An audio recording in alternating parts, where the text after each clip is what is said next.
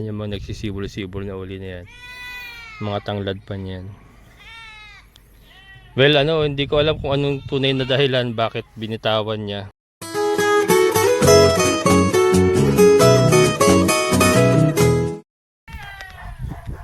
Hello mga kabukals, dito tayo sa baba. Ayan, manguha tayo ng napier grass. Dami ng kambing, oh. Dami ng kambing sa ating area.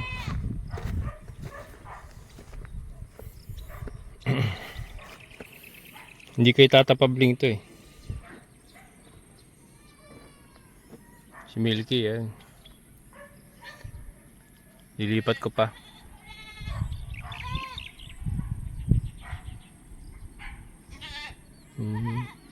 Matali pala yung nanay doon, kaya mga anak yan eh. Mga anak na yan. Nagano na, nagsasariwan na yung mga damo kaagad mga kabukals, oh. Ilang ano pa lang, oh. Ilang ulan pa lang, oh. Yan, shoutout kay Labutchoy, Lyra. Tagal na rin din nakapunta.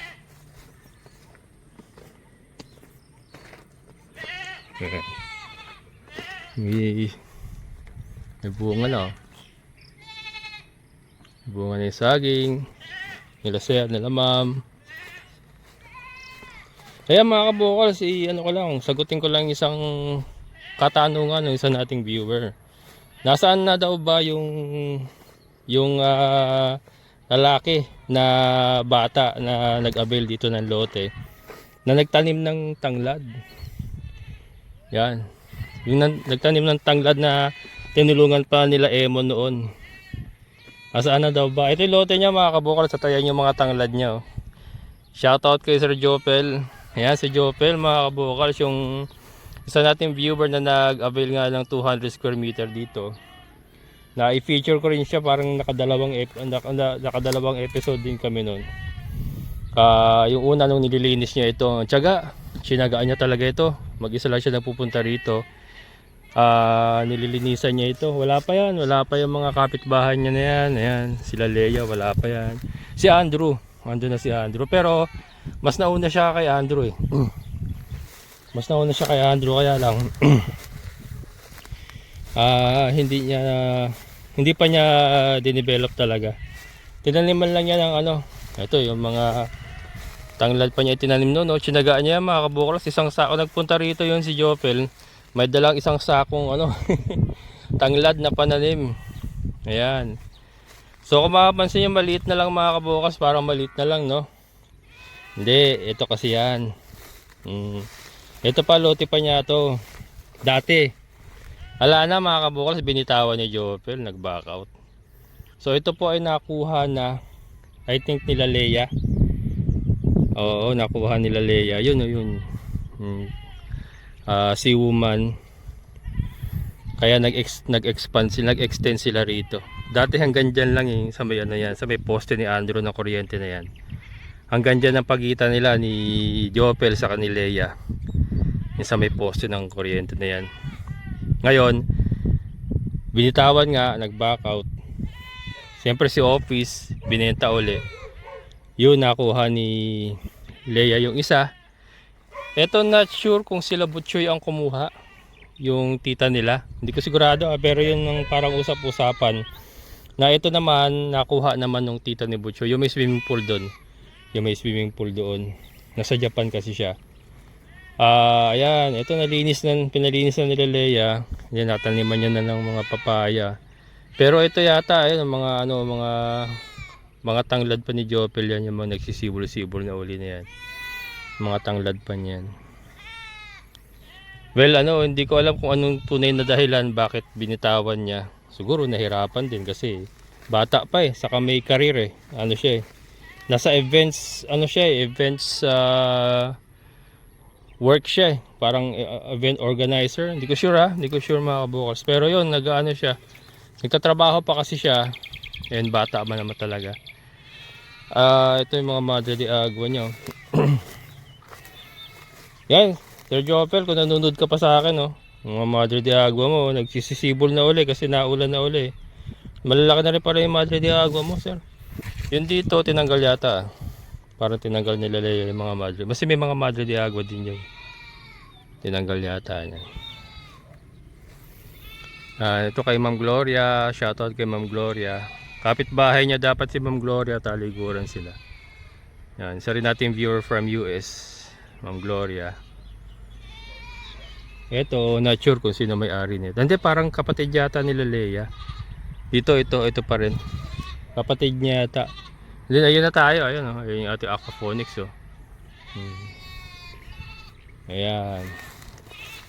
Ayan. Tay! Dami na! Pulupot? Kita tapabling pala yun. Umiiyak doon kanina. Ayan mga kabokals.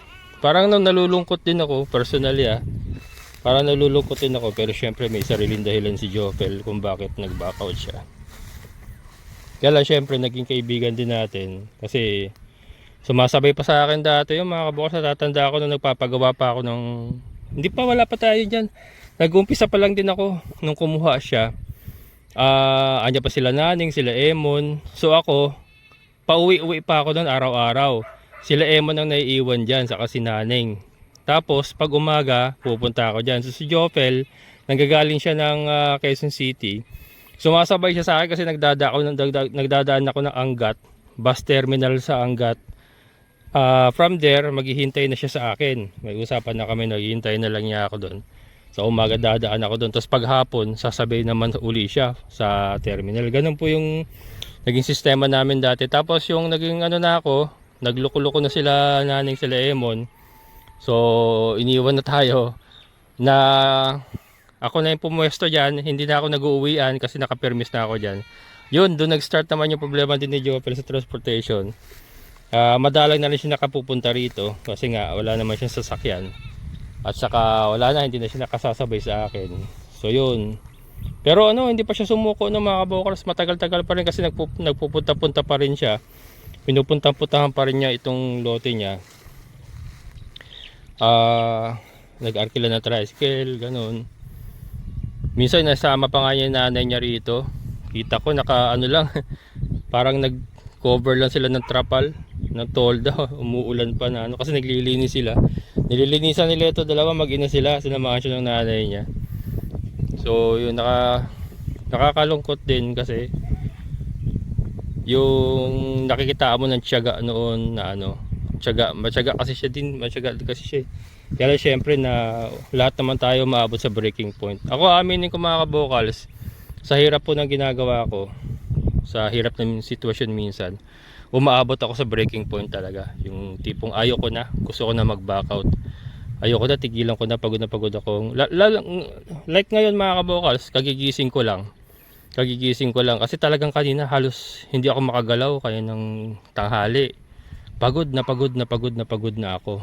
Tapos sumasabay pa yung matinding init. Sobrang pagod. Tapos si mama pa, inaasikaso ko pa. Nandiyan pa si partner. Pero si partner hindi naman kasi kahit may problema si partner, yan, nakapagluluto pa rin naman. So nakakatulong kahit papano. Kaya lang alam nyo yung pagod mga kabukals, yung wear and tear ng katawan ko. Andun na kanina. Palagi yun ngayon, madalas ngayon. Simula nung nadala ko sila dito. Talagang na-overwhelm ako ng trabaho, puyat, kasi kailangan ko mag-upload, mag-edit. Alam niyo ba, hindi natatapos ang araw ko sa trabaho sa aking mga alaga, sa mga gawain natin dito. Hindi po natatapos ang araw ko dyan. Katulad ngayon, nagbibideo tayo. Ang edit nito mamaya pang alas 12. Alas 11, alas 12, alauna ang edit nito. Pagkatapos kong tapusin lahat ng mga gawain ko, doon pala ako makapag-edit mga kabokals. Doon pala ako makapag-upload. So yun, mahirap pero kinakaya ko. Pero aminin ko, umaabot ako sa breaking point ngayon. Madalas ako nakakaramdam ng breaking point. Pero well, iba kasi ako Una-una, thunders na rin tayo naman. Nasa 50 na rin ako. Si Jopel kasi bata pa yun. So marami pa siyang kumbaga, marami pa siyang pagkakataon. Kumbaga tayo, andito na tayo. And ako naman, wala naman na akong ibang iintindin kundi dito na lang talaga. Kasi yung mga anak ko, lalo na yung nursing ko, graduating na ngayon. Isang kembot na lang, isang bayad na lang ng 15,000 ngayon. Ngayong finals niya 15,000 na lang bubunuhin ko. Tapos review na lang. Review. Buti na lang sabi niya, Papa, magre-review ako sa ano na siguro next year na. Magpapahinga daw muna siya. So yun, pahinga rin yung bulsa muna. Pero at least 'di ba, nakatapos na siya. Wala na akong masyadong intindihin. Yan yung bahay ko naman sa San Jose del Monte. Yung panganay na anak ko naman na magte-take over, yung may asawa na may parehas naman sila may trabaho. Sila na magte-take over, sila na magbabayad ng amortization, bills, kuryente, lahat. So ang iniisip ko na lang itong ating lote dito na binabayaran nga kasi nuhulugan pa natin yung ating lote na yan. So yun na lang iniisip ko plus yung mga kuryente, tubig naman kasama na sa kuryente. Internet, naka-GOMO tayo. SIM card lang tayo, hindi na ako nagpakabit ng internet na monthly. Yun. Medyo nakabawas na. Pero, yun nga, lahat tayo may breaking point. Kahit gaano pa tayo kadeterminado. Ano na lang yan eh, kumbaga patibayan na lang ng determinasyon sa utak yan, sa isip. Ang determination naman nasa isip yan eh. Kaya lang talaga, minsan talaga pag nakakaramdam tayo ng breaking point sa katawan, syempre pagod na pagod na pagod, yun nakaka-apekto rin sa ating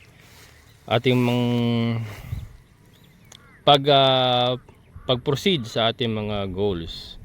So yun. Yan si Jopel, nakakalungkot. Yan Sir Jopel, kung nanonood ka, nakakalungkot, wala ka nang ano dito, binitawan mo na nga, so hindi na tayo magkikita. Well, siguro pagka sa ibang ano magkikita-kita pa rin tayo, kaya lang yun. So nagtatanong, yun kasi may na brought out ka lang kasi may nagtanong nga po. Nasaan na ba yung nagtanim ng maraming tanglad diyan, yung bata pa? Ayun. May nag-comment. So ito po yung kasagutan. Wala na po si Jopel, nag-back out po siya.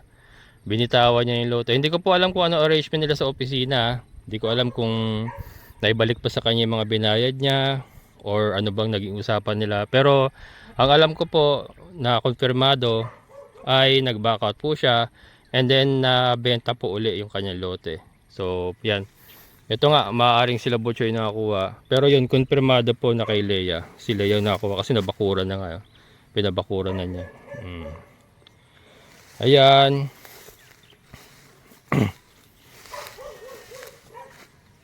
Diba? Kami mga nauna. Kaya may konting lungkot kasi kami mga nauna rito. Kami mga nauna talagang wala pa lahat yan mga kabukas. Natatandaan ko, tinutulungan pa siya nila Emon dito. Nagdamo kasi talagang yung unang linis niya na masukal, parang ganyan, masukal talaga unang linis. Pinatulong ko sila Emon sa sila Naneng, tapos inabutan na lang niya ng pamerienda. So yun, kaya medyo may lungkot na nadarama kasi yung kami nagumpisa kami yung mga nagumpisa rito o mga nauna. Ito si Andrew, buti nandito pa si Andrew, at si Andrew dito na nakapermes pares kami. So yun mga kabukas, tayo po ay kukuha ng napier grass para bukas nila. Napakainit kasi mga kabukas. Kahit nag-uulan sa hapon sa gabi, napakainit. Yan, so ito update kay Sir Jun na rin sa kanyang lote. Yung kabilang lote niya, yung may aquaponics tayo, walang problema, napakalinis. Pero ito hindi naman po ganong kasukal sir. And then ito mga napier kasi pagkukuhain ko naman yan. Pagkukuhain ko yan mga yan. Ito linis oh. Ito nga hindi ko pa naitanim. Sinabi ko ito itatanim ko. Yan dyan sa mga sa mga sulok-sulok. Tatanim ko. Bukas lang ng umaga saglitin ko. So yan mga kabukals, yan pong aking may babagi sa inyo po today. Ayan po talaga. Marami po actually marami pong nag-backout dito actually. Kaya marami pong mga nire-resell. Kaya lang mataas na po ang presyo. Mataas ng per square meter. Hindi na po katulad dati na napakamura. Then hulugan pa. Pero ngayon wala na. Matataas na po ang resell ng opisina. Yung mga pinag-backoutan po ng ating mga naka-avail po dito. Hindi naman po lahat viewers ko. Hindi naman po lahat ng na-backout viewers ko. Marami pong galing sa ibang ahente. na hindi naman po nanonood sa atin na nag-avail dito na nag-back out din talaga. So, may kanya-kanya po silang dahilan, hindi na po natin pakikialaman yun. Pero yun po, marami pong nag-back out. Pero tayo, wala atrasan to mga kabokals eh. Andito na tayo, andito na ang ating hanap buhay, andito na ating tirahan. So, dito na tayo. Dito tayo bubuo ng ating mga pangarap hanggang kaya natin. Ayan, so maraming salamat. Shoutout po sa lahat ng mga solid kabokals. And yan, shoutout kay Sir Jofel Transmil. Yan. Sir, kung nanonood ka, ayan. I miss you 3 times a day. Ayan, Jimmy Santos. So yun, nakakalungkot sir, pero ganyan talaga. Yan. Sana patuloy ka pa rin manood sa ating mga vlog para at least masulyapan mo pa rin itong ating area na at least diba, may memories ka rin naman dito. Maraming salamat. Hanggang dito na lang po. Amazing na buhay.